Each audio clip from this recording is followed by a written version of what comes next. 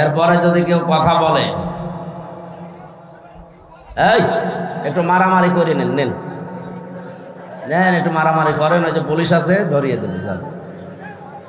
আমি এর আগে এপ্রিল মাসের 29 তারিখে এসে এই পুলিশ ভাইদের ভয়ে পালিয়েছিলাম।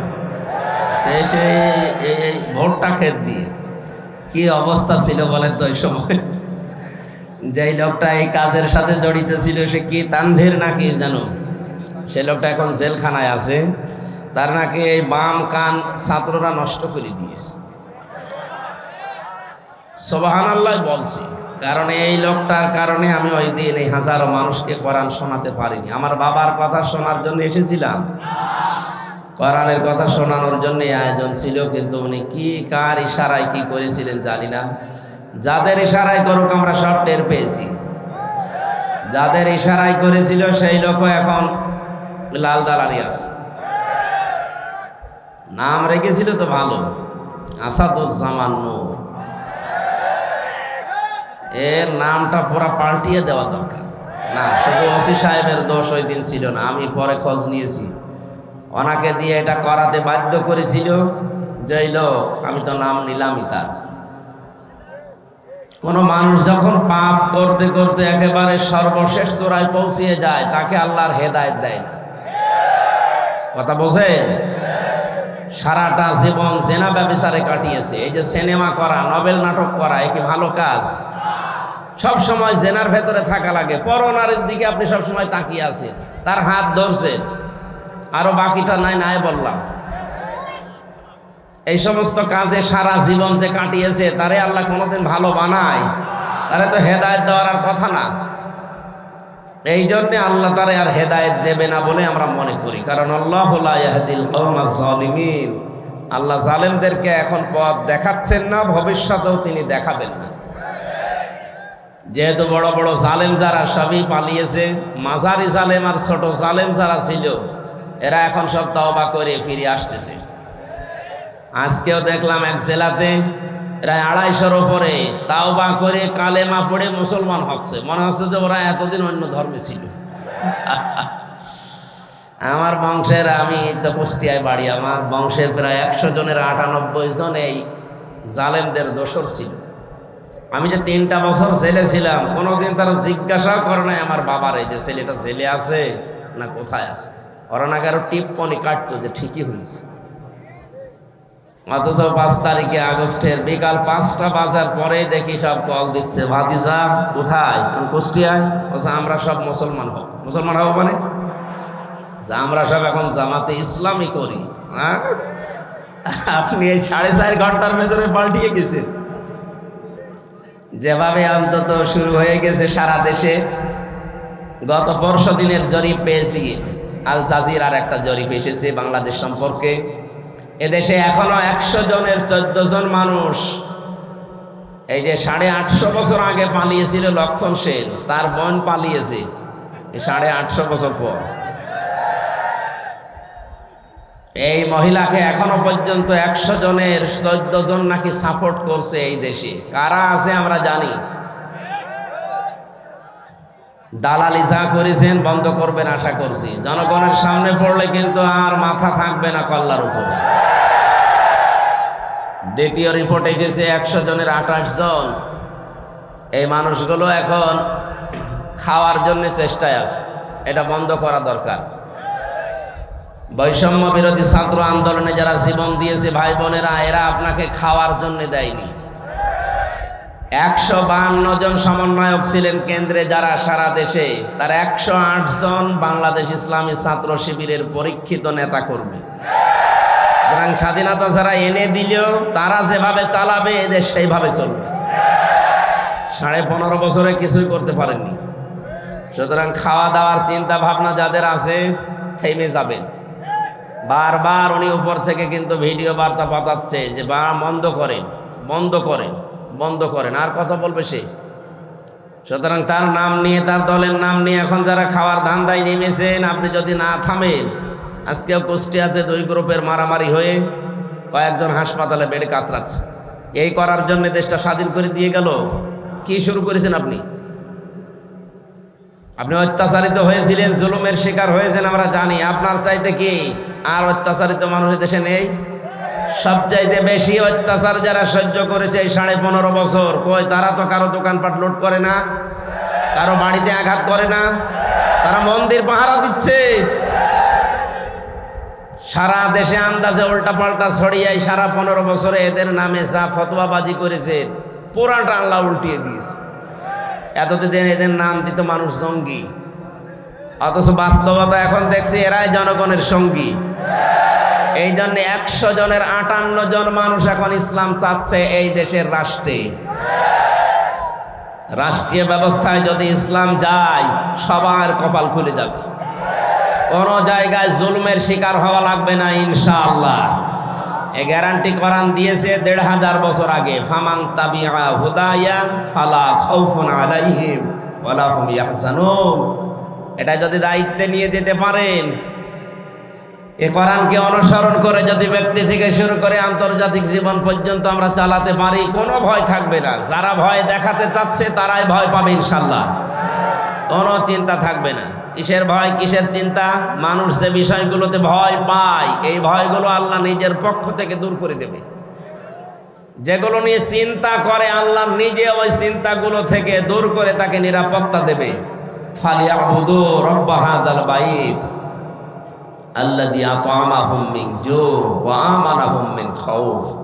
আমরা আমাদের রবের ইবাদত যদি মন মতো আরম্ভ করে দেই, যে সমস্ত ভয় আছে, ক্ষুধার ভয়, চিন্তা আছে, রাস্তায় বের হলে না জানি আবার খুন হয়ে যায় কিনা। চাচা এরশাদ বলেছিল না, ঘরে থাকলে খুন, বাইরে গেলে গুম। সে অবস্থা থাকবে না ইনশাআল্লাহ। আমরা শুধু এখন দেখতে চাই 100 জনের 58 জন যেহেতু চাচ্ছে দেশে ইসলাম আসুক, তাও 1 মাস এই 17-18 দিনের ব্যবধানে, বাকি কিছুদিন যেতে দেন। এদেশের 100 জনের 100 জন মানুষ চাইবে দেশে ইসলাম ছাড়া অন্য কিছু চলবে না ইনশাআল্লাহ। বাস্তবতা যারা আছে এখন দায়িত্বে, তাদের একটু সময় দেন, যৌক্তিক এবং সম্মানজনক সময় তাদেরকে দেন, তারা যেন একটু গুছিয়ে নিতে পারে। আজকে ডক্টর ইউনূসের বক্তব্য দেখেছেন আপনারা, উনি বলছে আমি কথা বলি কম, কাজ করি বেশি, আমার একটু সময় দেন, আমি গুছিয়ে নেই। সংস্কার আরম্ভ করেছি, আমি শেষ করে ছাড়বো ইনশাআল্লাহ। আমরাও এর সাথে সর মেলাই। 1628টা চেয়ার ছিল এই দেশে, তার ভেতরে আপনাদের এই ওসি তানভীরও ছিল। এই 1628টা চেয়ারে যারা ছিল তাদের প্রত্যেককেই যেন সংস্কার করা হয়, ওখান থেকে সব নামিয়ে দেন। নতুন যারা এই 15.5 বছরে বৈষম্যের শিকার ছিল তাদেরকে এই জায়গায় এনে রিপ্লেস করে। এক কথা বলেন না কেন? এটা যতদিন না হবে যেগুলো ছিল সবগুলো জালেমদের দোষ। শুধু নীলফামারী না, সারা দেশের অবস্থা একই। 100 জনের 65 জন প্রায় এই 1 মাস 17-18 দিনে পরিবর্তন হয়ে গেছে অলরেডি। সে যেভাবেই হোক, বাকি আর 35 জনের মতো আছে। এগুলো আমরা চাই খুব তাড়াতাড়ি উনি আমেরিকা থেকে ঘুরে আসলে যেন এগুলো পুরাটা পাল্টিয়ে দেয়। তার জন্য যেই কয়দিন সময় লাগে, যেই কয় মাস সময় লাগে আমরা দিতে রাজি আছি। কারণ সমন্বয়ক যারা 152 জন তারা এটাই চাচ্ছে। এক কথা বলে না কেন? আর আপনি আমি থালা হাতে নেওয়ার জন্য তাড়াতাড়ি করছেন, মানে কি করবেন থালা নিয়ে? সংস্কার না করে আবার যদি নির্বাচন দেওয়া হয়, ও দিনের ভোট আবার রাতে হবে। এক লোক বিয়ে করে বাসর রাতে রেখে গেছে বউ, দাদি শাশুড়ি এসে বলছে, ওই নাতির বউ, আমি কিন্তু তোমার কাছে পুতি চাই। ঠিক আছে দাদি শাশুড়ি, আমি আপনার সময় চাই, একটু সময় দেন আমারে। উনি বের হওয়ার পরে শাশুড়ি এসে বলছে, কি গো বৌমা, কি করবা জানি না, আমার কিন্তু নাতি চাই। বউ বলছে, শাশুড়ি দোয়া করেন, আর একটু সময় দেন আমারে। ননদ আর দেবর এসে বলছে, ভাবি কি করবা জানি না, আমাদের ভাতিজা চাই। কি চাই? স্বামী এসে বলছে, ওই কি করো, আমার বেবি চাই। বউ মাথা তুলে বলছে, তোমরা কি সব পাগলের বংশ? আমি কেবল এসে বসলাম, এখনো কিছু হয়নি, এরপরে 10 মাস 10 দিন সময় তো দিবা। কেউ এসে বলো আমার ভাতিজা চাই, কেউ নাতি চাই, কেউ পতি চাই, এখন তুমি বলছো আমার বেবি চাই। আমার তো সময়ই দেয়নি না, কেবল এসে বসলাম, এখনো কিছু হয়নি। আমি কি ওইগুলো সব ডাউনলোড করে নিয়ে আসবো? সময় দেবেন না? তো কেবল 15.5 বছরের জঞ্জাল দূর করায় 15.5 দিনে সম্ভব? সময় দেওয়া লাগবে না? তাই বলে আমরা বেশি সময় দিতে চাই না, যৌক্তিক একটা সময় দিতে চাই, সম্মানজনক সময় তারা যেন এই লেবেল করে আমাদের হাতে দিয়ে ওনারা যেন বিদায় নেয়, নাকি? ইনশাল্লাহ তাই হচ্ছে এবং হবে বলে আমরা আশা করছি। যে মানুষগুলোর এখন এই 1 মাস 12-13 দিন 17 দিন পরে যাদের চুলকানি উঠছে, এই কিছু রাম আর বামরা, এরা ডাক দিয়ে বলছে না এগুলোর পেছনে সব শিবিরের কাজ। হ্যাঁ, শিবিরেরই কাজ এটা। কারণ যুদ্ধ ক্ষেত্রে কৌশল অবলম্বন করা এটা নবীর সুন্নাত। এই কথা বলেন না কেন? বিশ্বনবী যেদিন মক্কা বিজয় করবেন ওই দিন তিনি কাবা শরীফ থেকে অদূরে একটা জায়গায় তাঁবু টাঙিয়েছিলেন। 10,000 সাহাবী তার সাথে, সবার হাতে তরবারি ছিল। নবীজি বললেন না, এখানে কৌশল করা লাগবে, তোমরা এই রাতের বেলা এখানে তাঁবু টাঙাও, এই জায়গাতে তোমরা 3টা কাজ বেশি করবা, আর পরবর্তীতে তোমরা 3টা কাজ করবাই না। 1 নম্বরে কাজ করবা যেটা বেশি, পায়খানা বা টয়লেট এটা বানাবা একেবারেই কম, কয়েকটা। যেটা রান্না করে চুলা বলে, রান্নাঘর বলে, এইটা বানাবা মন মতো। 10,000 মানুষ এক একজন 5টা করে 10টা করে বানাও। আর আমার শত্রু আবু সুফিয়ান এর বাড়িতে যদি কেউ আশ্রয় নেয় দেখো, তাহলে তাকে কিচ্ছু বলবো না। 1,500 বছর আগের এই ঘটনা ইতিহাসে পড়ার পর আমার মনে হয় এই 1,500 বছর পর 2024 সালে এদেশে যাকে দেখলে আল্লাহর কথা মনে হয় সেই লোকটা বাস্তবে দেখিয়েছে। এই কথা বলছেন? আপনি তাকান, মিলে যাবে একেবারে খাপের খাপ। উনি অবলম্বন করেছিলেন কৌশল। ঢাকা বিশ্ববিদ্যালয়ের শিবিরের সভাপতি এই কয়েকদিন আগ পর্যন্ত কেউ জানতোই না। সে ফেরাউনের কোলে মোসা যেমন লালন পালন হয়েছে, আমার মনে হয় ওইভাবে উনি কাজ করেছে। তারে তো এদেশের প্রতিটি জনগণের অন্তত সংবর্ধনা দেওয়ার দরকার ছিল এই কৌশল অবলম্বন করার কারণে। আর না, অনেক মুনাফিক, অনেক জালেম এখন উল্টাপাল্টা ফতোয়া দিচ্ছে। হ্যাঁ, কেন? এতদিন তার পরিচয় গোপন ছিল, এতদিন মাথায় তুলে আপনি নাচিয়েছেন, এখন পরিচয়টা দেওয়ার পরে আপনার কি সমস্যা? কি? আমি চাই এদেশে ছাত্র দল যেমন প্রতিষ্ঠিত হোক, আমি চাই এদেশে চরমনার আন্দোলনের যারা ছাত্র আছে, ইসলামী শাসনতন্ত্র আন্দোলনের ছাত্র যারা, তারা প্রতিষ্ঠিত হোক। আমি ওইভাবে, আমার মন উদার, এই জন্যে চাই ইসলামী ছাত্র শিবির এদেশে ওইভাবে প্রতিষ্ঠিত হোক। আমার তো ছেলে নেই, আমার মেয়ে আছে। আমি চাই আমার মেয়েদেরকে মানুষের মতো মানুষ করার জন্য একটা সংগঠনের দেশে আমার মন মতো আছে, আমি ধাসে ধাসে পরীক্ষিত, সেটা ইসলামী ছাত্রী সংস্থা। আমি আপনাকে গ্যারান্টি দিচ্ছি, যদি শেষ বয়সে বৃদ্ধাশ্রমে যেতে না চান, যদি নিজের ছেলে নিজের মেয়েকে নেশাগ্রস্ত অবস্থায় দেখতে না চান, ইসলামী ছাত্রী সংস্থা, ইসলামী ছাত্র শিবিরে নির্দ্বিধায় দিয়ে দেন, আমি গ্যারান্টি দিচ্ছি এই 2টা কাজ জীবনে পাবেন না। একমাত্র ছাত্র সংস্থা বাংলাদেশে একটাই, অন্যগুলো আছে ইসলামী যারা আছে, কিন্তু এটা আমি পরীক্ষিত, এদের ভেতরে কোনো নেশা। আপনি আল্লাহর ওলি দেখার জন্য সেই বরিশাল চলে যান, আল্লাহর ওলি দেখার জন্য চলে যাচ্ছেন সেই চট্টগ্রামে, সিলেটে। কিসের আল্লাহর ওলি? আল্লাহর ওলি আপনার বাড়ির পাশে ওই ছেলেটা যে যুবক মানুষ 5 ওয়াক্ত নামাজ পড়ে আর তাহাজ্জুদ আদায় করছে। এটা ট্রেনিং দেওয়ার জন্য ইসলামী ছাত্র শিবির, ইসলামী ছাত্রী সংস্থা, এটা আল্লাহর নিয়ামত। আমি আবার বলছি, ছেলে আল্লাহ আমাকে দেয়নি, 2টাই মেয়ে, এই 2টাকে এরকম জায়গায় ভর্তি করে দেব। আমার জীবনের কোনো চিন্তা থাকবে না যে তাদের নিয়ে, কারণ ওইভাবেই তারা ধাসে ধাসে গড়ে তুলবে। 5 ওয়াক্ত নামাজ পড়লে রিপোর্ট লেখা লাগে যে আমি 5 ওয়াক্ত নামাজ পড়েছি। আমি পরীক্ষিত এই কারণে বলছি, কয়েকদিন আগে আমার একটা শপথ ছিল, কিন্তু হয়নি। 120টার উপরে আমরা প্রশ্ন দিয়েছিল, পারিবারিক জীবন সম্পর্কে 20টার উপরে। আমি সারা দেশে কোরআনের ওয়াজ করে বেড়াই, অথচ আমি এ পরীক্ষায় পাশ করতে পারলাম না, আমার সিরিয়াল আবার পেছিয়ে দিয়েছে। তাহলে যারা পাশ করেছে ওরা যদি সত্যি পাশ করে থাকে, তারা কোন ধাঁচের মানুষ আপনি টের পাচ্ছেন না? নবীজি যা করেছিলেন আমার মনে হচ্ছে 1,500 বছর পরে তাই করছে এই মানুষগুলো। এমনি এমনি আল্লাহ একেবারে এই সহজে বিজয় দিয়ে দিল।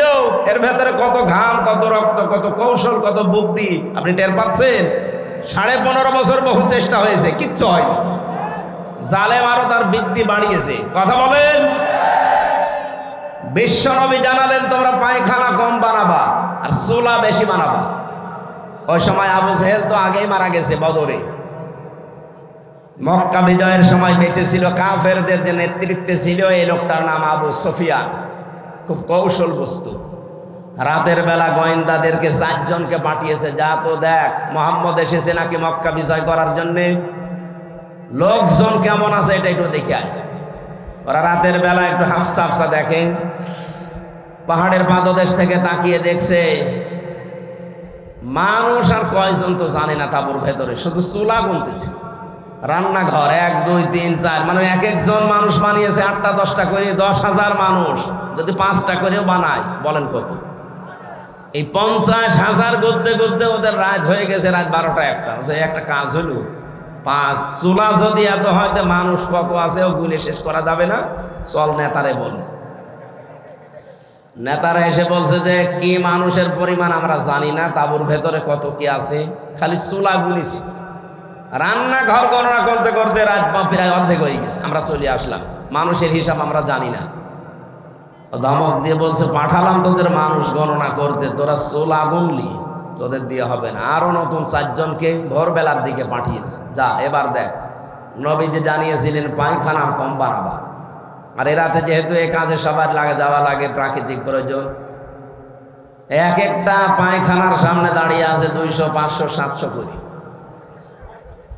ওরা গণনা করছে লাইন, 4-5 লাইন গণনার পরে চিন্তা করছে এ তো কয়েক হাজার হয়ে গেল, আর তাঁবুর ভেতরে যে কত আছে ও আল্লাহ জানে, দরকার নেই। যে বলছে কত মানুষ আছে গণনা করতে পারেনি, কিন্তু পায়খানার সামনে যে লাইন, 4-5 লাইন গণার পরে আমাদের আর সহ্য হয়নি, চলে এসেছি। গণনা করতে পাঠালাম কি, আর তোরা গুনলি কি?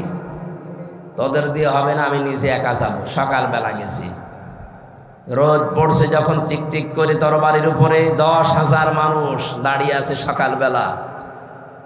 হযরতে আব্বাস রাদিয়াল্লাহু তাআলা আসছিলেন এই দৃশ্য দেখার জন্য। পাহাড়ের পাদদেশে দাঁড়িয়ে আবু সুফিয়ান তাকিয়ে দৃশ্য দেখে হযরত আব্বাসকে দেখতে পেলেন। বললেন, আব্বাস, মনে হচ্ছে তোমার ভাইয়ের ছেলে ভাতিজা আজ বিশাল বাদশা হয়ে গেছে। তার মশান কি 10,000 তরবারি নিয়ে একা একা গিয়েছিল, অথচ আজকে এসেছে 10,000 মানুষ নিয়ে। হযরত আব্বাস ওই দিন বলেছিলেন, আবু সুফিয়ান তোমার চোখ তোমাকে ধোকা দিচ্ছে, ভালো করে চোখ মলন করে আবার একটু তাকিয়ে দেখো, এর নাম বাদশাহী না, এর নাম নবুয়ত। নবুয়তের শান আছে, এই জন্য তুমি এখনো দাঁড়িয়ে আছো। নবুয়ত যদি না হতো তাহলে তোমার মতো কাফের এই জায়গায় কল্লা নিয়ে বডির উপরে দাঁড়িয়ে থাকতে পারতে না। আগস্টের 5-এর পরে যারা ইসলাম বোঝেন না তারা কিন্তু উল্টাপাল্টা শুরু করেছিলেন, কিন্তু সত্যিই যারা ইসলাম বোঝে 152 জনের ভেতরে 108 জন যারা, তাকান তো, তারাও ঠিক এইটাই কায়েম করেছে। তারা দেখিয়েছে, কিন্তু একটাকেও আঘাত করে নাই। শেষ পর্যন্ত লোকটা মুসলমান হয়ে গিয়েছিল। চিন্তা করেছেন কোথায়? শত্রুদের ঘরে আশ্রয় নিলে বলেছিলেন মাফ করে দিবা। এত বড় কঠোর এবং প্রকাশ্য শত্রু ছিল আবু সুফিয়ান। আমার তো মনে হচ্ছিল বা 5 তারিখের পর থেকে অন্য কিছু মনে হয় আমাদের দ্বারা হবে, কারণ আমার নিজেরও রাগ ছিল। 3টা বছর বিনা কারণে রাজা কষ্ট দিয়েছে আমারে। জেলখানা এমনি দিয়ে দিতেন, 3 বছর না 10 বছর রেখে দিতেন। তা আমার যে মামলা, এ মামলায় তো মানে বাড়িতেও রাখা যায় না, জান্নাতে রাখা দরকার। আর আমারে ওরা ফাঁসির কন্ডেম সেলের ভেতরে 24 ঘন্টা তালা লাগিয়ে আবার সিসি ক্যামেরা দিয়ে রাখত, যেন আমার সাথে কেউ যেন কথা না বলে। মাওলানা মামুনুল হক আর আমারে এত কষ্ট দিয়েছে, রিমান্ডে তো দিয়েছে মাটির নিচে নিয়ে, জেলখানার ভেতরে।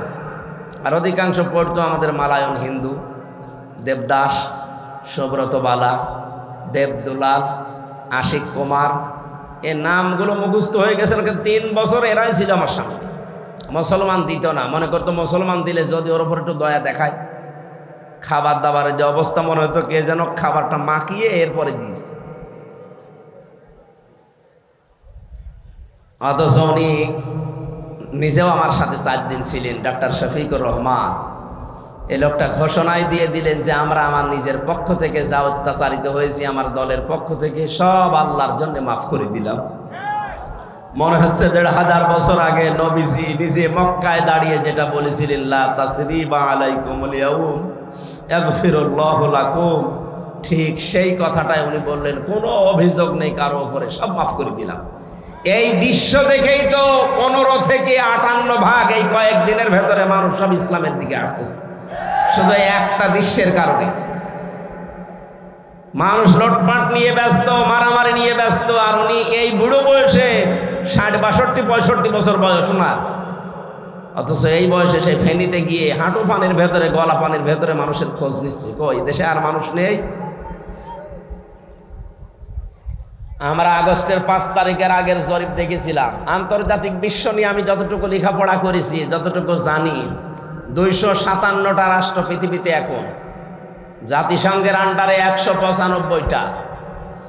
বিশ্বে বহু দেশে আল্লাহ আমার এই ছোট জীবনে আমাকে নিয়েছে। 100 জনের 15 জন মানুষ চাইতো আগস্টের 5 তারিখের আগে যে এই দেশে ইসলাম কায়েম হোক। কিন্তু মাত্র 1 মাস 16-17 দিনের ব্যবধানের গত পরশু দিনের রিপোর্ট আমি বানাইনি, আল জাজিরা আন্তর্জাতিক একটা রিপোর্ট দিয়েছে, এই দেশের রক্ষণ করে আন্দাজে দেয়নি তারা, চিন্তা ভাবনা করে তারা দিয়েছে। 100 জনের 58 জন মানুষ এখন চাচ্ছে এই বাংলাদেশে আল্লাহর কোরআন কায়েম হোক। আর এটা কায়েম করার জন্য যিনি পালিয়েছে তার দ্বারা সম্ভব। এক কথা বলেন না কেন? সম্ভব যাদের জন্য, যাদের দ্বারা আপনি টের পাচ্ছেন না, যাদের দেখলে আল্লাহর কথা মনে হয়। এই লোকটার অ্যাক্টিভিটিস, এই লোকটার ইখলাস, এই লোকটার তাওয়াক্কুল, তার ইবাদত আমি নিজে দেখেছি। আমি এই বয়সে, আমার 33 বছর বয়স, 1-1.5 পারা দাঁড়িয়ে পড়তে গেলে আমার পায়ে ব্যথা হয়। আর উনি এক একটা সেজদায় 45 মিনিট 1 ঘন্টা সেজদায় পড়ে আছে। আমার বাবার চাইতেও বয়স বেশি, আমার বাবার 52, ওনার 62-র উপরে। এত বয়সে যদি ইবাদত করতে পারে, যৌবন বয়সে কি করেছে তার ইখলাস দেখেই তো আল্লাহ আজ মানুষের মনের ভেতরে মহব্বত, ভালোবাসা ঢেলে দিয়েছে। প্রকাশ্য শত্রু, তারপরও সামনে গেলে নরম হয়ে যায়। কুষ্টিয়ায় গিয়েছিল কিছুদিন আগে, এক নজর দেখার জন্য হিন্দু পর্যন্ত পাগল যে একটু দেখতে দেন। এই ভালোবাসাটা পয়দা করেছে টাকা পয়সা দিয়ে। এই কথা বলেন। আল্লাহ বলেন, কোন মানুষ যখন ঈমান আর আমলে উত্তীর্ণ হয়, তখন আমি আল্লাহ ওই লোকটার প্রতি সৃষ্টি জগতের ভেতরে একটা ভালোবাসা পয়দা করে দিই। এটা বাস্তব, আমরা এখন দেখলাম। সুতরাং চুলকানি যাদের উঠতেছে, এই শিবিরের নাম শুনেছে, সমন্বয়ক 152-র ভেতরে 108 জনই শিবির। আরে শয়তান, তোর ছেলে মেয়ে কোথায় ছিল? বল, তোর ছেলে মেয়ে কোথায় ছিল এতদিন? যারা জীবন দিয়েছে এই সাইদ আবু সাইদ রংপুরের শিবিরের সাথী ছিল। এক কথা বলে না কেন? পুলিশের গাড়ি থেকে যাকে আহত অবস্থায় উপর থেকে টান দিয়ে ফেলে দিয়েছিল, আমিন শিবিরের সদস্য ছিল। আপনি টের পাচ্ছেন কথা থেকে কি হয়েছে? খালি আন্দাজে লাফাচ্ছেন। এখন আপনি কি করেছেন 15.5 বছর? কিচ্ছু অবদান আপনার নেই। সুতরাং এই নাস্তিক যেই কয়টা রাম আর বামরা যখন লাফাচ্ছে, আমার মনে হয় এদেরকেও এই ফরিদউদ্দিন মাসুদ, রুহুল আমিনের মতো অবাঞ্ছিত ঘোষণা করা দরকার দেশের জন্য। এগুলো ক্যান্সারে দেশের।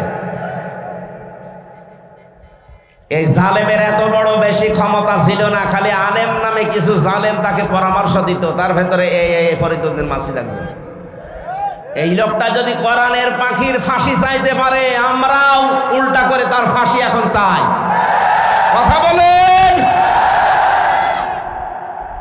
আমরা অবিলম্বে তার বিচার চাই।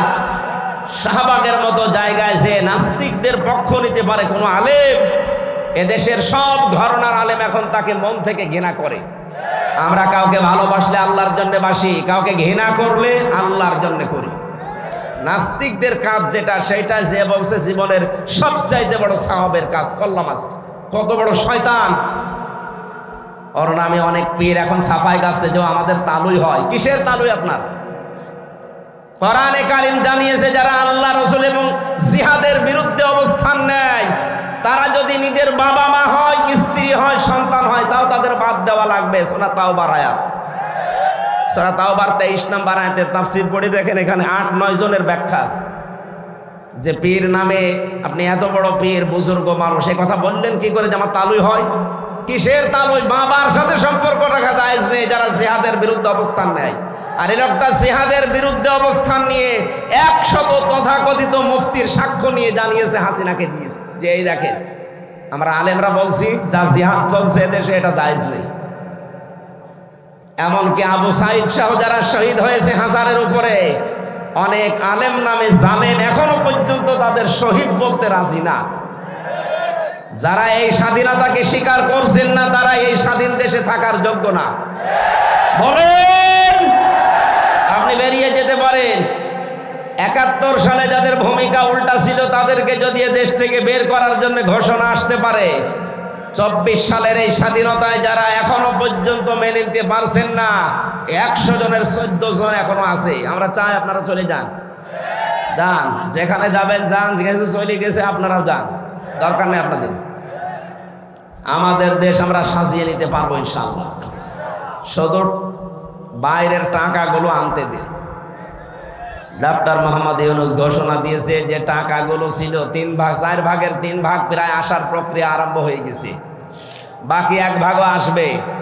যারা এগুলো করেছিলেন 1 টাকাও যেন ছাড় দেওয়া না হয়, সব টাকা আমরা ফেরত আনতে চাই। আজকে আসার সময় প্রশাসনের ভাইদের দেখলে মানুষ ধাক্কা দিচ্ছে, গালি দিচ্ছে, দোষ ওনাদের কিসের? ওপরে যেই কয়েকজন কোলাঙ্গার ছিল, এই কোলাঙ্গারদের কারণে আজ পুরা প্রশাসনের উপরে মানুষের ক্ষোভ। হ্যাঁ, ওনারা হুকুম পালন করেছে যারা, তারা দোষী। যে মানুষগুলো হুকুম দিয়েছে দোষ তো তার আছেই, হুকুম পালন করতে গিয়ে শেষ পর্যন্ত আর যখন দেওয়ালের পিঠ থেকে গেছে তখন যারা এগুলো করেছে তাদেরকে আল্লাহ মাফ করে দেবে। কিন্তু যে মানুষগুলো আরো আনন্দে করেছে, তানভীর ওসির মতো, কান তো একটা ছাত্ররা ফাটিয়ে ফেলেছে, শুনলাম যে থানায় পিটাতে পিটাতে তারা পায়খানা করে ফেলেছে, এখন আছে জেলে। কি হবে আল্লাহ জানে। এই জন্য যেই সমস্ত অফিসারগুলোর কারণে এই 15.5 বছর এই জালেম টিকে ছিল, তাদেরকেও যেন এই জাতি ক্ষমা না করে। আমি যাদেরকে পেয়েছি জীবনও ক্ষমা করব না। আমার মামলার আয়ু এই কাজী মিজান, ট্যাকের হাটে বাড়ি, মাদারীপুরে। আমার কাউন্টার টেরোরিজমের সাথে যারা জড়িত ছিল, মনিরুল ইসলাম, আসাদুজ্জামান, ডিসি আব্দুল মান্নান, শেখ ইমরান, জাহিদ হাসান, আতিকুল ইসলাম, ভইয়া, 1 টাকাও যেন আল্লাহ ছাড় না দেয়। এমনকি আমার পক্ষ থেকে কোনো মাফ নেই এদের। ওরা যেমন জানা শোনার পরও বিনা কারণে আমার 3 বছর আটক করে রেখেছে, আমরাও চাই এগুলো 3 বছর করে জেলে থাক। তাও এ জেলে না, মাটির নিচে। আয়না ঘর এখন আর আছে? হ্যাঁ আছে, ওটা জাদুঘর হিসাবে রাখা হবে। সমন্বয়কদের ভেতরে অন্যতম এখন উপদেষ্টা যিনি আসিফ মাহমুদ ভইয়া ঘোষণা দিয়েছে আয়না ঘর ভাঙা হবে না, ওইভাবে থাকবে। সারা বিশ্ব থেকে মানুষ যারা পর্যটক আসবে তারা যেন জানে যে এই দেশে একজন জালেম আছিল। ওই যে জালেম, কারো বলতে কোনো দ্বিধা আছে? জালেমকে কেউ যদি জালেম না বলে সেও জালেম। এমনকি জেনে শুনে কেউ যদি জালেমের পক্ষ নেয়, নবীজি বলেন সে আমার উম্মত থেকে খারিজ হয়ে যায়।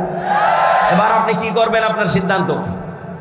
প্রকাশ্য যে লোকটা জুলুম করেছে, নিজের উপরে জুলুম করেছে, পরিবারের উপরে, সমাজের উপরে, জনগণের উপরে। জালেমদের কোনো ক্ষমা আমরা করলেও হবে না, কারণ আল্লাহ নিজে মামলা দেবে জালেমের বিরুদ্ধে।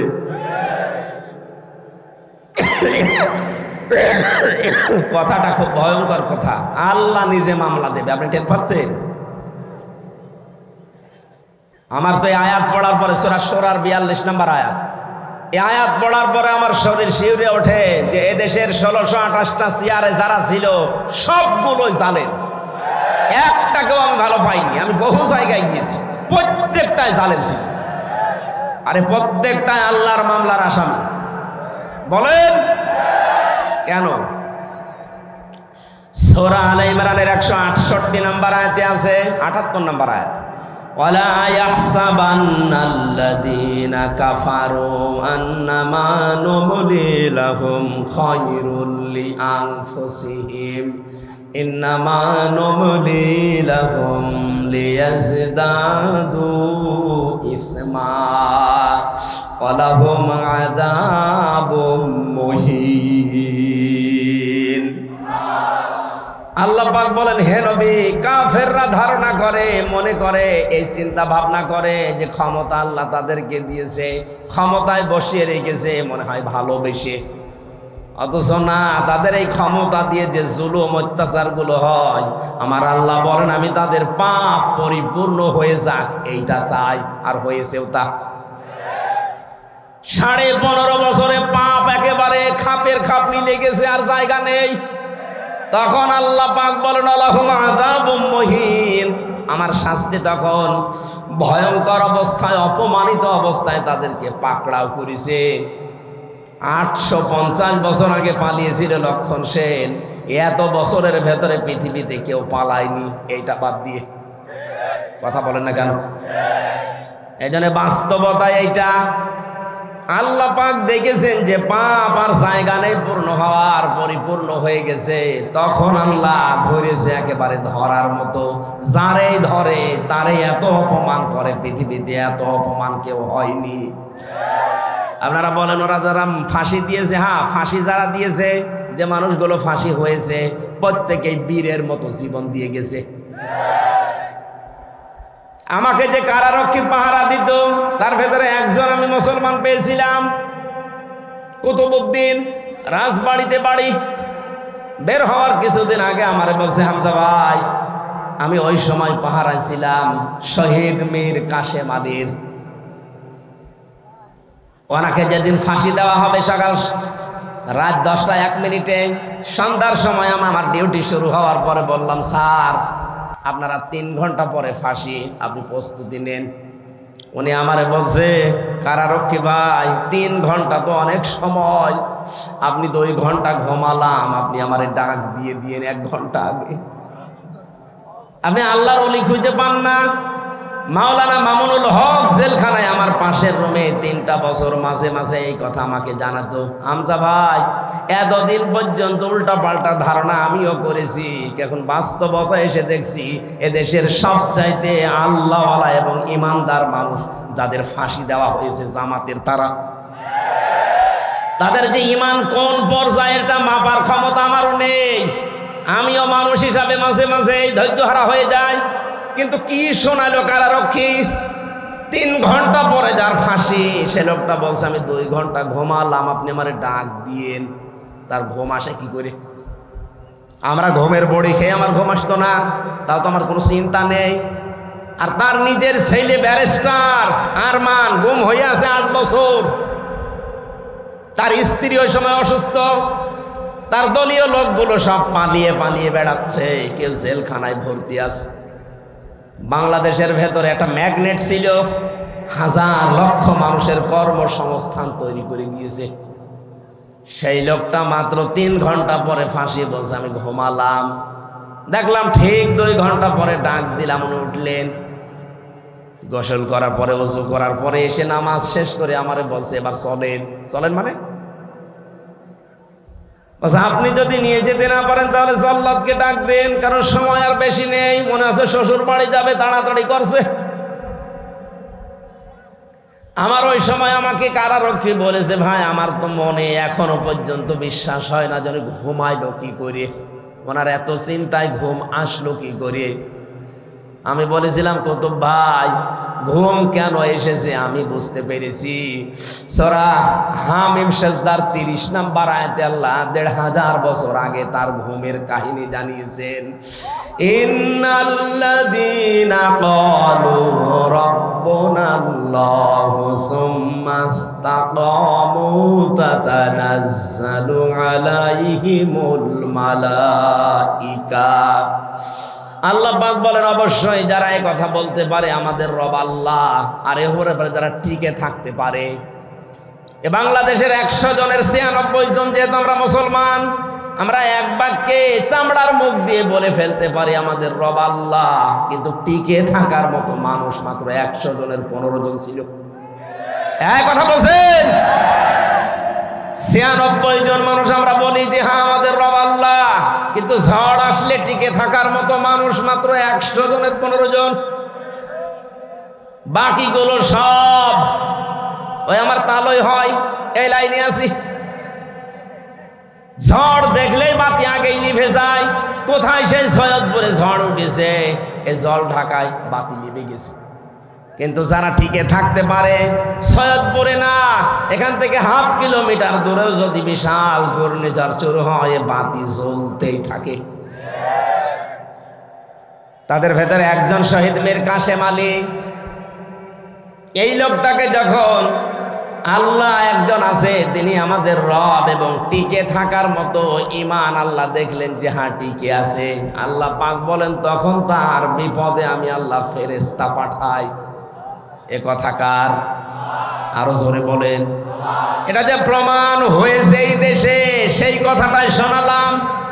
কেন ওই লোকটা ওই সময় এ কথা বললো যে আমি 2 ঘন্টা ঘুমাই? আপনি কি স্বাভাবিক মনে করছেন?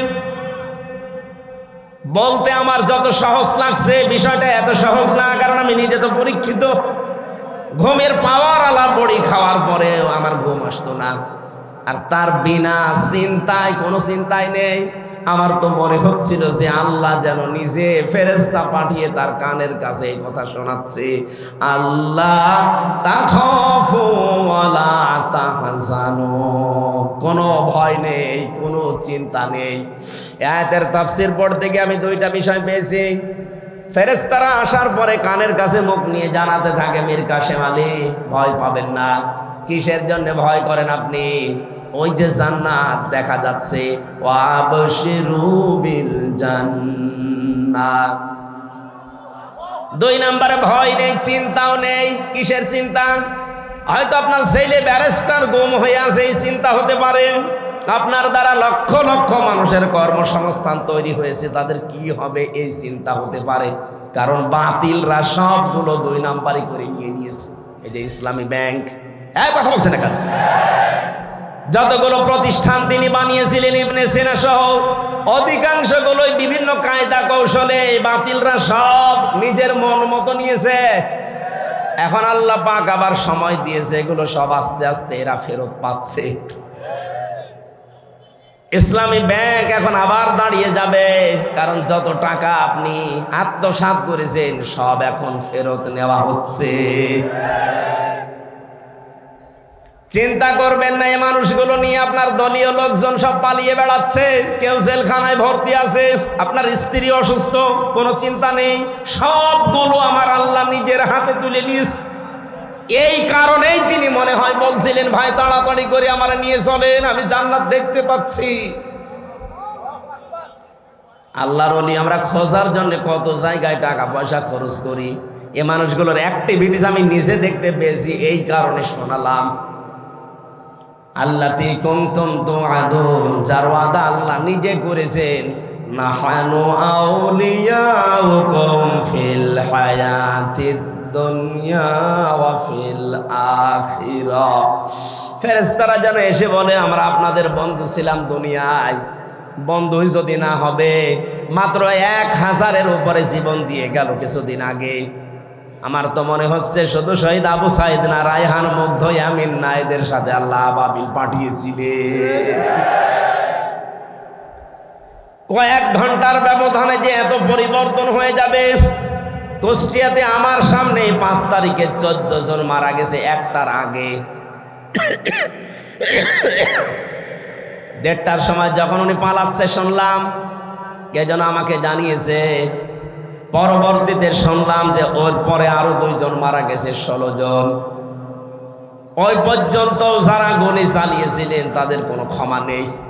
তার ভেতরে একজন ছিল আমার বাড়ির নিচে, ওরে যদি জনগণ পায় কুষ্টিয়াতে পিটিয়ে মেরে ফেলবে। আপনি তো নিজেও জানতেন যে উনি পালিয়েছে 1:30টার সময়, 4টা পর্যন্ত গুলি চালালেন কার হুকুমে বলেন? বাড়িতে এসে দেখলাম যে তালা মারা, উনি নেই, আজও নেই, কালও নেই, কোথায় গেছে ও জানে, ওর আল্লাহ জানে। আমি যে কথা বলার জন্য ছোট্ট কাহিনীটা বললাম, সত্যি কোনো মানুষ যদি আল্লাহকে রব বলার পরে টিকে থাকতে পারে, মহান আল্লাহ তাকে যে সাহায্য করে জমিনে, এটা আমরা নিজে দেখেছি। এই জন্য আমাদের ইমান যা ছিল আল্লাহ আরো বাড়িয়ে দিয়েছেন, বলেন আমিন। এটা যেন টিকে থাকে। আমরা মুনাফিকি করতে চাই না। এই দেশ এখন ইসলামপন্থীদের হাতে সবচাইতে বড় নিরাপদ, এটা প্রমাণ হয়ে গেছে। ইসলাম যাদের কাছে নেই তাদের কাছে দেশ নিরাপদ না। তারা সুযোগ পেলে মারিং কাটিং করবে, বেঁচেও দিতে পারে। কিন্তু যাদের কাছে ইসলাম আছে তারা এদেশ জীবন দিয়ে হলেও রক্ষা করবে। তার প্রমাণ আবু সাইদ। এই কথা বলি না কেন? সুতরাং আমরা চাই 58 জন যখন হয়ে গেছে, আর কিছুদিন সময় দেন। এদেশের 100 জনের 100 জন চাইবে যে দেশে ইসলাম ছাড়া আর কিছু চলতে দেবো না। যারা দায়িত্বে আছে এরা যেহেতু অধিকাংশগুলো মুসলমান, আল্লাহ এই মানুষগুলোকে যেন ওমরের মতো পাল্টিয়ে দেন। জোরে বলেন না কেন আমিন। পৃথিবীতে ভালো কাজ বলে আমরা যারা অনেক দরবার থেকে, অনেক জায়গা থেকে, অনেক দল থেকে ভালো কাজের এই শব্দটা নিয়ে চিল্লাপাল্লা হয়। ভালো কাজ কোনটা এইটা আজকে কোরআন দিয়ে আমরা জানবো। এরপরে সামনে আমাদের জীবন ওই ভালো কাজে লাগাবো ইনশাআল্লাহ। সূরা মুলকের 2টা আয়াত পড়েছি। প্রথম আয়াত আল্লাহর একত্ববাদ, আল্লাহর পরিচয়, বড়ত্ব, মহত্ব, গুরুত্ব, এই সমস্ত বিষয় নিয়ে আলোচনা আছে, আমি এটাই গেলাম না। দ্বিতীয় আয়াতে আছে আল্লাহ রাব্বুল আলামিন বলেন, আল্লাযী খালাকাল মাউতা ওয়াল হায়াতা লিয়াবলুয়াকুম আইয়ুকুম আহসানু আমালা ওয়া হুয়াল আজিজুল গফুর। বলেন আমিন। রাব্বুল আলামিন বলেন সূরা মুলকের 2 নম্বর আয়াতে, তিনি সে আল্লাহ যিনি তোমাদের মউত আর হায়াত বানিয়েছেন একটা পরীক্ষা করার জন্যে, যে সবচাইতে বেশি ভালো কাজ করে তার কাছে যেতে পারে। আমরা যেহেতু সবাই যাওয়া লাগবে, এটা আপনি যেতে চান আর না চান যাওয়াই লাগবে, এটাই ফাইনাল। কথা বলেন। যাওয়ার আগে আল্লাহ দেখতে চাই আহসানু আমালা, সবচাইতে ভালো কাজকে তার কাছে নিয়ে যেতে পারে। আল্লাহ কিন্তু আমাদের কাছে বেশি কাজ চান না, তিনি ভালো কাজ চান। তাফসীর পড়তে গিয়ে আয়াতের তাফসীরে হক্কানিতে পেয়েছি, কোন মানুষ যদি কোনো কাজকে ভালো কাজ হিসাবে রূপ দিতে চায় 4টা বিষয় লাগবে। আপনি আমি ভালো কাজ মনে করে করলে ওটা ভালো হবে না। ওটার শর্ত কয়টা? 4টা। বলেন বলেন। 1 নম্বরে ভালো কাজ করতে হলে ওই বিষয়ে জ্ঞান লাগবে, যেটা আরবিতে এলেম বলে। যে কোনো কাজ করার আগে ওই বিষয়ের জ্ঞান অর্জন করা লাগবে আগে। 2 নম্বরে আপনার নিয়ত হওয়া লাগবে পরিশুদ্ধ। দুনিয়ার মানুষকে দেখে ভালো বলবে, কে খারাপ বলবে না। এই কাজটা আমি করছি আমার মালিকের জন্যে। জোরে বলেন আল্লাহু আকবার। 3 নম্বরে এই কাজ করতে গেলে যদি বাধা বিপত্তি আসে, ধৈর্য ধারণ করা লাগবে। 4 নম্বরে এই কাজের ভেতরে ইখলাস লাগবে। বলেন কি লাগবে? এই 4টা বিষয় আমি বাস্তবে অনেকের ভেতরে পাচ্ছি, এই জন্য তাদের কাজগুলো আমার কাছে ভালো মনে হয়। আজ দেখেন এই দেশে কত মানুষ কত কাজ করার পরে ভালো কাজ বলে চালিয়ে দিচ্ছে, কিন্তু কাজটা সম্পর্কে সঠিকভাবে তথ্য জানা না থাকার কারণে কাজটা হওয়ার আগেই ভেঙে পড়ছে। কুষ্টিয়ায় মেডিকেল কলেজ বানিয়েছে। আমি যখন জেলখানায় ছিলাম পত্রিকায় দেখলাম নাকি ছাদ ভেঙে পড়ে একজন অসুস্থ আহত অবস্থা। দেখেন কাজটার জন্য কত কোটি টাকা বাজেট হয়েছিল, কিন্তু ভালো কাজ হয়নি। রডের বদলে হয়তো বাঁশ দিয়েছিল। কথা বলেন না কেন? আল্লাহ আপনার কাছে বেশি কাজ চান না, আল্লাহ চান ভালো কাজ। বলেন তো কি কাজ? ভালো কাজের প্রথম শর্ত ওই বিষয়ে জ্ঞান লাগবে। বাংলাদেশ জামাত ইসলামী আর ইসলামী ছাত্র শিবির, ইসলামী ছাত্রী সংস্থা, আমি যা দেখেছি বাস্তবে এইটাই যাচ্ছে। যাকে যেই লাইনে ওঠাতে চায় ওই লাইনের অভিজ্ঞ করে তুলে দিচ্ছে। আপনি বিচারপতির লাইনে, অ্যাডভোকেটের লাইনে, আইনজীবীদের লাইনে, ডাক্তারের লাইনে, ব্যবসায়ীর লাইনে, যে লাইন বলেন আপনি তাকান। জামাত ইসলামী শিবিরের লোক যে লাইনে আছে দেখবেন ওই বিষয় খুব অভিজ্ঞ। আমি তো তাই পেয়েছি। অ্যাডভোকেটদের ভেতরে এখন সারা দেশে একজনের নাম শোনা যায় বেশি, অ্যাডভোকেট শিশির মুনির। শিবিরের কেন্দ্রীয় সেক্রেটারি ছিল। সুবহানাল্লাহ বলতে পারেন নাই? অন্য কত বড় বড় দলের রাজনৈতিক দলের কেন্দ্রীয় সেক্রেটারি সভাপতি তো আমরা দেখতে পাচ্ছি, তাদের এখন সব থৈলের বিড়াল বের হচ্ছে। শরীয়তপুরের একজন, নাম নিলাম না, সে ছিল বাংলাদেশ ছাত্রলীগের সভাপতি। তার যে কত টাকা এই 15 বছরের ভেতরে হয়েছে সে জানি আর আল্লাহ জানে। কোন এই মানুষগুলো দায়িত্ব পায়নি কোনোদিন। এদেরকে আপনি একটু দিয়ে দেখেন তো, যার 10,000 টাকা নিয়ে দায়িত্ব দিয়েছেন 20 বছর পালন করার পরে 11,000 হবে না, 10,000-এর চাইতে আরো কমবে। কারণ এই কাজের অভিজ্ঞতা তাদের সবচাইতে বেশি। চিকিৎসা বিভাগের দিকে তাকান, আমি তাকিয়ে দেখেছি ফরিদপুরের ডাক্তার শাহিন জাদ্দার, খুলনার ডাক্তার মতিয়ার রহমান, চট্টগ্রামের ডাক্তার আশিকুর রহমান, যতগুলো ডক্টর আমরা পাচ্ছি সব এই বিষয়ের এক একজন সর্বোচ্চ অভিজ্ঞতা সম্পন্ন। ডাক্তার মতিয়ার রহমানের নাম বললাম, সারা পৃথিবীর ভেতরে 8 জনের নাম পেয়েছি আমরা, যে মানুষগুলো অপারেশন করে ছাড়া কম্পিউটারের মাধ্যমে পিত্তথলির পাথর বের করার অভিজ্ঞতা সবচাইতে বেশি। শুধু বাংলাদেশ না, সারা পৃথিবীর ভেতরে, তার ভেতর উনি একজন। এই মানুষগুলো সব এখান থেকে তৈরি হওয়া। এই জন্য ভালো কাজ যদি আমরা করতে চাই, আগে ওই বিষয়ের অভিজ্ঞতা থাকা লাগবে, আমাদের এলেম থাকা লাগবে, জ্ঞান থাকা লাগবে। 2 নম্বরে কি বললাম, এলেম থাকলেই হবে না, ওই বিষয়ে নিয়ত ঠিক করা লাগবে। বাস্তবে আমি যতটুকু ওয়াজ করছি আমি দেখতে পাচ্ছি এদের নিয়ত 100-তে 100% সহি। 3 নম্বরে ধৈর্য ধারণ করা, এটাও আমি পেয়েছি। টিকে থাকতে গিয়ে 15.5 বছরে কত ধৈর্যের পরীক্ষা যে দেওয়া লেগেছে ওই জায়গাগুলোতে, আপনি হয়তো বাস্তবে টের পাননি, আমি নিজে টের পেয়েছি। বৈষম্য বিরোধী ছাত্র আন্দোলন এমনি শুরু হয়নি, 15.5 বছরে ফার্স্ট ক্লাস ফার্স্ট হওয়ার পরেও 80 রোল নাম্বার সে জায়গায় চলে যায় টাকা দিয়ে, আর 1 রোল নাম্বার সে চলে যায় একেবারে পেছনের লাইনে। এই কারণে আন্দোলন আরম্ভ হয়েছিল। সুতরাং ধৈর্যের পরীক্ষায় তারা উত্তীর্ণ হয়ে গেছে। 4 নম্বরে যেটা ইখলাস, এটা আমার ছাড়া তো আপনি বেশি বুঝবেন না, আমি তো নিজে পরীক্ষা করে দেখছি ইখলাস কার ভেতরে বেশি। এমন একটা দলের নাম বলছি যে দলে লক্ষ লক্ষ মানুষ এই দেশে এখন, কিন্তু একটা বেনামাজি নেই। সুবহানাল্লাহ বলতে পারেন না? একটা দুর্নীতি করেছে এমন প্রমাণ নেই, অথচ তারাও রাষ্ট্রের বড় বড় দায়িত্ব পালন করেছে। চরিত্রহীন নেই, জেনাখোর নেই, এমনকি বিড়ি খায় এমন মানুষ এই দলে নেই। এর চাইতে আস্থার জায়গা যদি কোনো জায়গায় পান, আপনি আমারে নিয়ে চলেন, আমি সেখানে যাব। কিন্তু এর চাইতে আস্থার জায়গা যদি না থাকে, আহ্বান জানাচ্ছি ফিরে আসেন। বলবেন যে আমরা তো দাওয়াত দেয়নি, দাওয়াত দিয়ে গেলাম। এরপরে যদি আপনি দাওয়াত না মেনে উল্টা দিকে যান, এটা আপনার কপালে আগুন লাগবে, আমার আর কিছু করার নেই।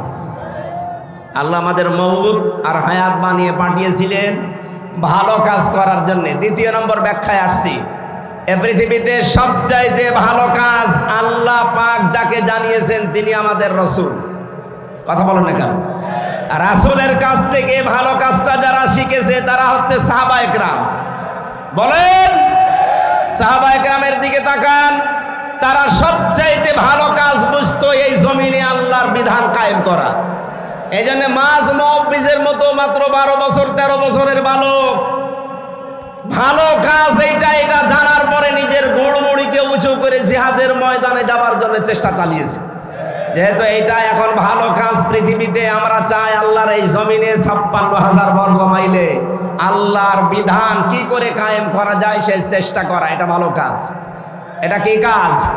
এর জন্য যদি সময় দেওয়া লাগে, এর জন্য যদি টাকা পয়সা খরচ করা লাগে, এই ভালো কাজ করতে রাজি আছেন না নেই? আজ 53 বছর বাবা চালিয়েছে, স্বামী চালিয়েছে, চাচা চালিয়েছে, বোন চালিয়েছে, ম্যাডাম চালিয়েছে, শুধু এখন দেখতে বাকি আছে আল্লাহর এই কোরআন দিয়ে দেশ চললে কেমন দেখা যায়। আমার বড় আশা এটা দিয়ে বাংলাদেশ চলছে, এটা যেন আমি দেখে মরতে পারি।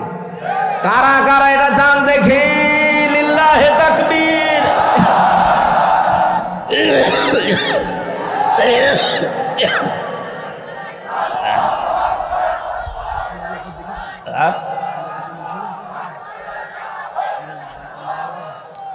সম্মানিত মা বোন যারা এসেছেন, আপনাদের জন্য পৃথিবীতে ভালো কাজ এইটাই, আল্লাহর জমিনে আল্লাহর দিন কায়েমের জন্য আপনার সন্তান, আপনার স্বামী, আপনার ছেলে, আপনার জামাই, তাদেরকে আপনি রেডি করে দেবেন। আল্লাহ কবুল করুন, আল্লাহুম্মা আমিন। লা ইলাহা ইল্লা আনতা সুবহানাকা ইন্নী কুনতু মিনাজ জালিমিন। রব্বানা আতিনা ফিদ দুনিয়া হাসানা ওয়া ফিল আখিরাতি হাসানা ওয়া কিনা আযাবান নার। বহু কষ্ট স্বীকার করে এই প্রতিকূল পরিবেশের ভেতরে যারা বসে আছে এদেরকে তুমি কবুল করে নাও। মাহফিলের আয়োজন করতে গিয়ে যারা শ্রম দিয়েছে আল্লাহ এদেরকে তুমি মঞ্জুর করো। যে যেভাবে টাকা পয়সা খরচ করেছে আল্লাহ প্রত্যেকের টাকা ওসমানের সাথে কবুল করে নাও। মাহফিলের প্রধান অতিথি আবু সালে ভাইকে মঞ্জুর করো। সভাপতি আব্দুর রউফ চৌধুরীকে মঞ্জুর করো। যত অতিথি এসেছে আল্লাহ তাআলা এই সদর থানার ওসি জনাব আবু সাইদ খান সহ যত পুলিশ সদস্য ভাইরা এসেছে এদের আজকের এই দায়িত্ব পালন করা তুমি ইবাদত হিসাবে মঞ্জুর করে নাও। আমি নিজে সহ যারা অসুস্থ আছি তুমি আমাদেরকে শেফায়ে কামেলা আজেলা নসিব করো। রব্বুল আলামিন, আমরা বিশ্বাস করি রোগ দেওয়ার মালিক তুমি।